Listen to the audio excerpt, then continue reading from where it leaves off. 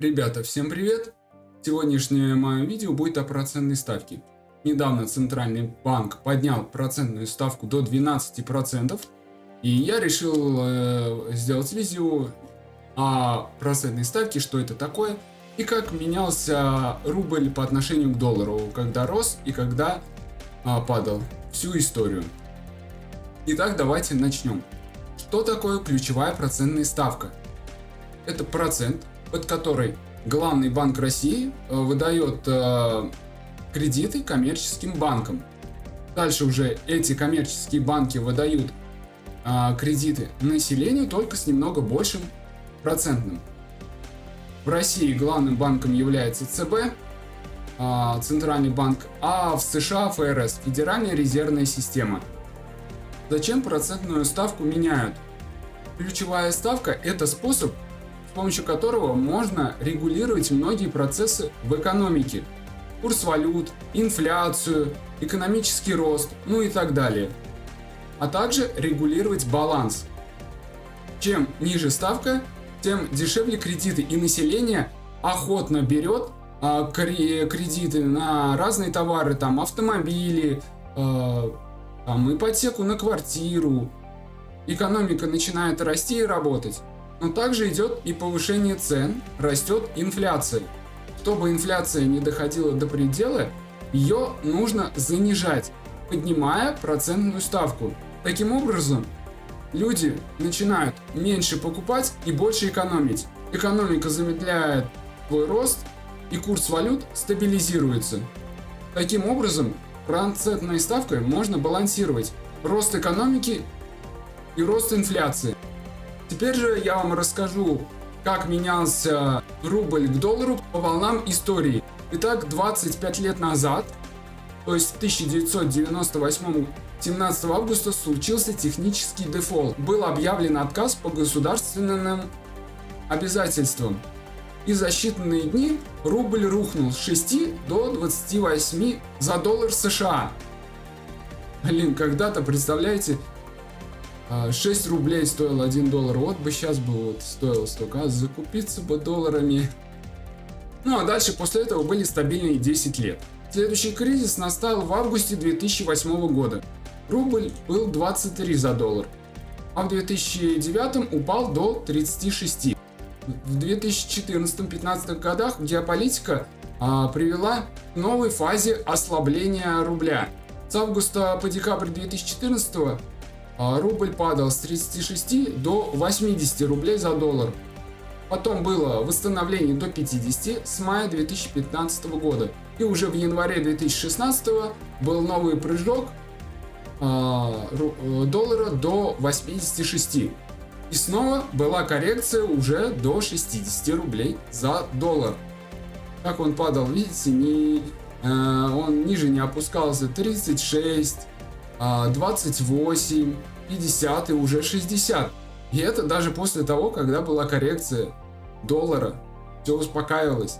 Итак, во время ковида в марте 2020 за доллар просили уже 82 рубля за доллар. За 1 доллар. А к началу июня уже до 68 скорректировался доллар. Ну и следующие 2 года доллар торговался в отметке 70-75 рублей за 1 доллар. А вот в марте 2022 года было самое сильное и быстрое падение рубля. Это все было на фоне санкций и ответных мер. Доллар уже был 121 рубль за 1 доллар. Ну и этот шок прошел очень быстро. А в июне 2022 года уже доллар скорректировался к отметкам 50 рублей за доллар.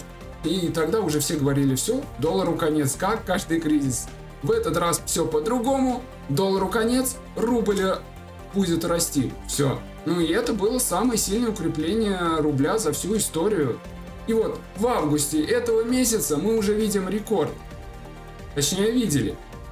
За доллар снова просили уже больше 101 рубля, что я и говорил. И писал в своем телеграм-канале: жду доллар по 100 рублей, и это будет. Что, собственно, и случилось. И вот после такого большого роста доллара надо было принимать какие-то меры. И Центральный банк 15 августа 2023 года, то есть во вторник, устроили незапланированные экстренные заседания Совета директоров. Это было сделано для того, чтобы остановить рост инфляции. И ведь цены сейчас выросли на очень многие товары. И вот Центральный банк поднял ключевую ставку с 8,5%, которая она была до этого, до 12%. То есть на 3,5% поднял. Но и это сильно-то и не помогло рублю. Он укрепился всего лишь до 95. Как это сейчас можно сказать? Укрепился, да, 95. По сравнению со временем, которое было до этого, 50 до 95. О, не сильно-таки доллар откорректировался. И следующее заседание ЦБ будет 15 сентября этого года, только уже запланировано. Что будет принимать Центральный банк России, покажет лишь время. А что-то сейчас предсказывать, это нет смысла, и очень тяжело что-то предсказать, что будет дальше, что будет через неделю или через месяц. Неизвестно, что они будут делать.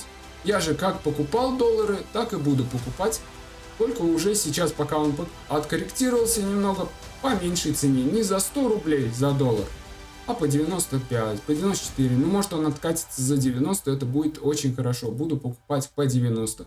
Ведь это коррекции временные. И я уверен, что в скором времени мы увидим доллар уже по 120 рублей. Итак, ребята, что ж, подведем итог по истории кризисов, которые я вам сейчас рассказал. Во время коррекции доллара каждый раз населению говорили, что доллару конец. И люди, не разбирающиеся в этой системе, бежали в банк продавать доллары и покупать рубли, обменивать доллары на рубли уже по низкой стоимости, чем они брали до этого.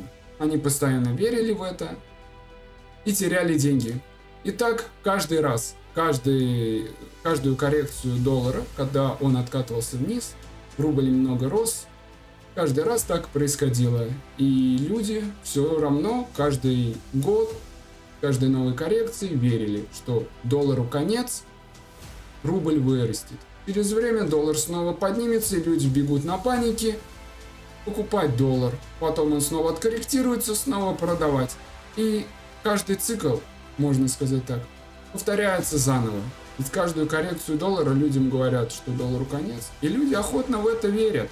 Но, как показывает история, доллар все выше и выше. Итак, ребята, всем до свидания, всем пока, всем удачных инвестиций. Постарайтесь не делать ошибок, ведь я сейчас вам донес всю информацию про доллар и рубль, про ключевую ставку, как она работает. Надеюсь, вы поймете это и не будете уже делать поспешных выводов на эмоциях. Так, подписывайся на мой телеграм-канал, на мой YouTube канал. Ссылка на мой телеграм-канал внизу под видео в описании. Ставим лайк, колокольчик. И также всем следует понять, ведь те, кто не учится на ошибках прошлого, обречены повторить их в своем будущем.